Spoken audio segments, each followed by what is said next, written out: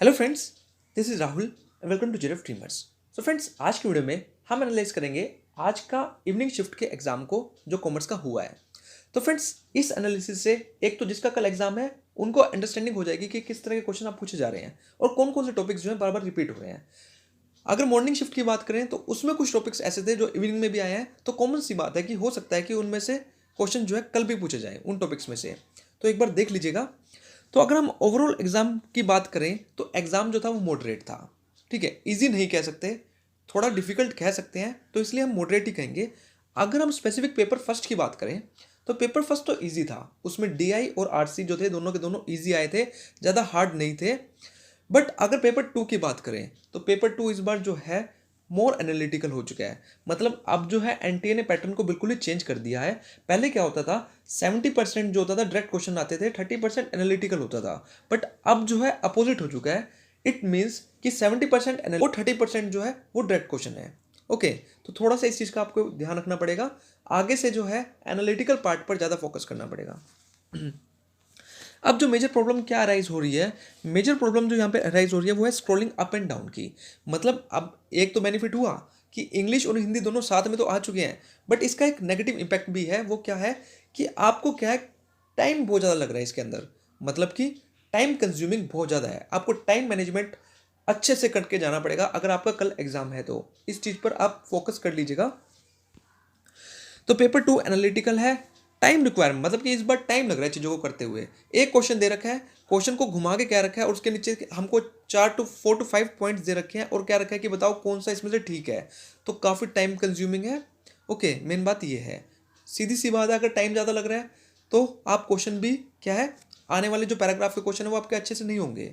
Okay, तो आपको time को मैनेज करके चलना पड़ेगा। कौन सी चीज़ इंपॉर्टेंट है उस पर तो टाइम लगाओ, बट जहाँ पर आपको लग रहा है कि ये मेरे को आता ही नहीं है तो वहाँ पे आपको 2 सेकंड भी खराब करने की जरूरत नहीं है, बाद में देख लेना अगर टाइम बचेगा तो। ओके, तो इस तरह आपको टाइम को क्या करना है, मैनेज करना है।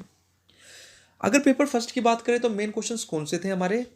पेपर फर्स्ट को मेनली हम एनालाइज नहीं कर रहे हैं, पेपर सेकंड को ही करेंगे, बट पेपर फर्स्ट में कुछ क्वेश्चन से देख लीजिए। एक तो क्वेश्चन ये था कि आपको अरेंज करना था, कैपेसिटी वाइज अरेंज करना था कि सीडी रोम असेंडिंग ऑर्डर में, डीवीडी ब्लू रे इसको असेंडिंग ऑर्डर में अरेंज करना था इनकी कैपेसिटी के अकॉर्डिंग। नेक्स्ट क्वेश्चन एक एनआरएएफ का था, फुल फॉर्म बतानी थी हमें, national institutional ranking framework. Simple सा क्वेश्चन था। मैथमेटिकल रीजनिंग में से भी क्वेश्चन आए हुए थे। कुछ इस तरह का क्वेश्चन था कि आपको क्वेश्चन मार्क की प्लेस पर फाइंड आउट करनी थी कि कौन सी वैल्यू यहाँ पर आएगी। इसके बाद हम बात करते हैं डीआई एंड आरसी। जो डीआई आरसी थे वो दोनों के दोनों ईजी थे, ज़्यादा डिफिकल्ट नहीं कह सकते हम इसको। इस बार जो आरसी आ रहा है वो हमारा एफडीआई से रिलेट आ रहा है। कॉमर्स में भी एफडीआई से रिलेट आया हुआ था और फर्स्ट पेपर में भी एफडीआई से रिलेट आया हुआ था, तो कहीं ना कहीं ये टॉपिक जो है इंपॉर्टेंट है अपने आप में।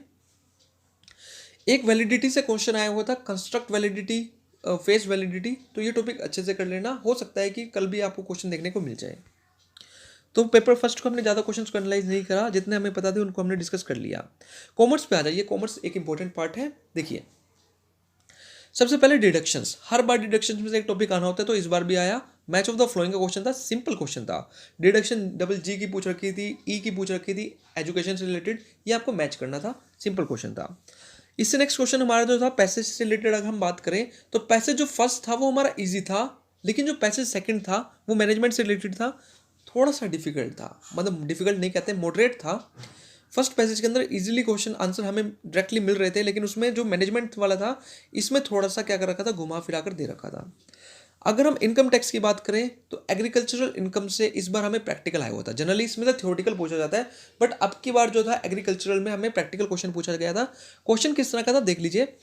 उसमें पूछा गया था कि 5 लाख की इनकम होती है आउटसाइड इंडिया एग्रीकल्चरल से, और 3 लाख की इनकम आपको किससे, नॉन एग्रीकल्चरल इनकम होती है। तो आपको क्या करना था, टैक्सेबल लाइबिलिटी उसकी कैलकुलेट करनी थी। तो इस तरह का कुछ क्वेश्चन आया हुआ था। इसके बाद हमें वर्ल्ड बैंक के ग्रुप में से फर्स्ट में भी आया हुआ था, शिफ्ट सेकंड में भी आया हुआ है। तो कहीं ना कहीं वर्ल्ड बैंक जो है काफ़ी इंपॉर्टेंट ऑर्गेनाइजेशन है, इससे रिलेटेड क्वेश्चन आपको देखने को मिल सकता है अगर आपका कल एग्जाम है तो मैच ऑफ द फ्लोइंग में था, आईडीए आईबीआरटी कब इस्टेब्लिश हुए थे, तो यहाँ से क्वेश्चन आया हुआ था। इसके बाद कैपिटल बजटिंग की टेक्निक्स आई हुई थी। ओके, क्वेश्चन इस तरह का था कि कैश इनफ्लो और कैश आउटफ्लो आई थिंक 1 के इक्वल होता है, कैसे होता है, इस टाइप का कुछ क्वेश्चन आया हुआ था। तो कैपिटल बजटिंग में से क्वेश्चन आया हुआ था। इसके बाद हम बात करते हैं एमएम कैपिटल स्ट्रक्चर थ्योरीज के मोदिग्लानी एंड मिलर अप्रोच से रिलेटेड प्रैक्टिकल क्वेश्चन आया हुआ था। जनरली पहले क्वेश्चन कैसे आते थे, थ्योरेटिकल आता था, बट इस बार क्वेश्चन कैसा आया था, प्रैक्टिकल। यहाँ पर आपको क्या करना था, वैल्यू ऑफ लीवर्ड फर्म को कैलकुलेट करना था।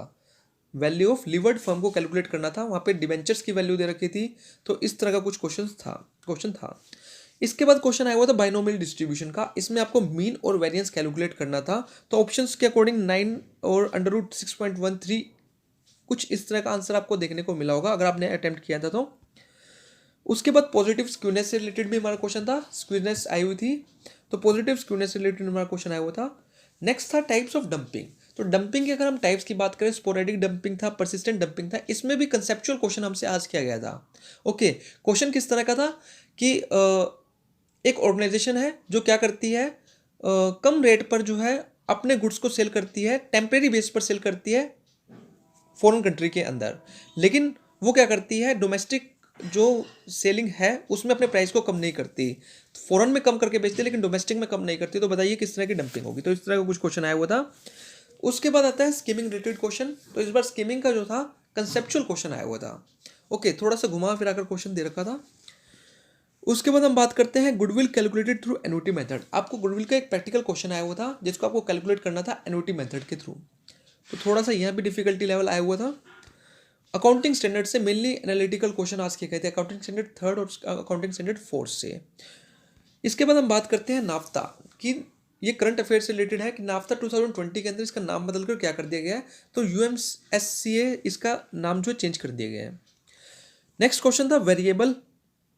हम जो HRA कैलकुलेट करते हैं उसमें कौन कौन से मेनली वेरिएबल्स होते हैं, इस तरह का रिलेटेड कुछ क्वेश्चंस था। नेक्स्ट था नंबर ऑफ ऑर्डर्स। जनरली पहले क्वेश्चन आता था EOQ कैलकुलेट करना होता है हमें, बट इस बार जो क्वेश्चन आया हुआ था वो हमें नंबर ऑफ ऑर्डर्स जो है वो कैलकुलेट करने थे कि हम कितने ऑर्डर्स जो है इस साल में ईयरली बेस पर देंगे।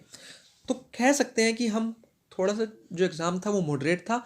मेन बात ये थी कि मॉडरेट भी क्या कहने हैं, एग्ज़ाम जो था वो एनालिटिकल था। ठीक है, एनालिटिकल था। डायरेक्ट क्वेश्चंस अब बंद हो चुके हैं। कह सकते हैं कि आने वाले टाइम में आपको थोड़ा और ज़्यादा प्रिपेयर करना पड़ेगा।